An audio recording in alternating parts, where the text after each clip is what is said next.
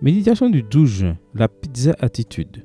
Ne nous lassons pas de faire le bien, car nous moissonnerons au temps convenable si nous ne nous relâchons pas. Galates 6, verset 9. Nous devons beaucoup aux Italiens. Le monde de l'art ne serait pas le même sans les peintures et sculptures de Léonard de Vinci ou de Michel-Ange. Le monde de la politique et de l'économie ne serait pas sans les Médicis et même sans Machiavel. Le monde de la littérature s'est souvent abreuvé de Dante Alighieri, mais il y a peu de choses où nous leur sommes plus redevables que pour la nourriture. Les Italiens ont pris 3 des éléments les plus simples de la nature, farine, tomate et fromage, et sont entrés dans l'histoire. Dans n'importe quel coin du monde, on peut manger dans un Italien. Les pâtes sont l'un des aliments préférés des enfants, simples et nutritifs. Je souligne cependant la pizza. Pourquoi? Parce que c'est un aliment très polyvalent. Il supporte tout. Savais-tu que des pizzas aux cuisses de grenouille et à la viande d'alligator sont vendues en Floride? Ou qu'au Japon, à la place de la sauce tomate, ils mettent du miel? Ou que l'une des meilleures pizzas au Brésil est à l'ananas? Ou qu'en Argentine, un endroit où l'on s'y connaît en pizza, on peut en manger une à la confiture de lait? Je l'ai dit, pizza supporte tout. Permettez-moi une comparaison. En faisant le bien, nous devons avoir la pizza attitude.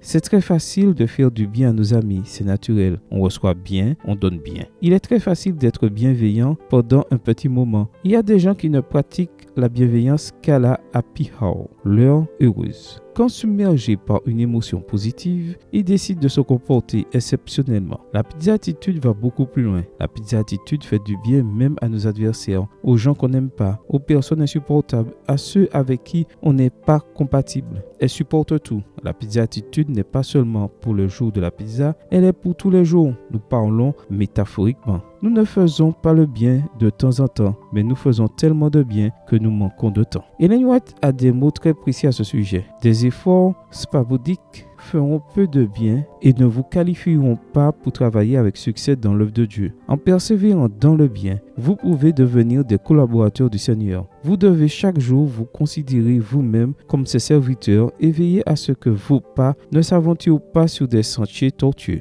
Extrait du livre Témoignage pour l'Église, volume 2, chapitre 79, page 658. J'avoue qu'une pizza à l'ananas, ça m'a semblé étrange, mais c'est exquis. N'oublie pas, la pizza supporte tout. Amen. Bonne journée à toi et que le Seigneur te bénisse.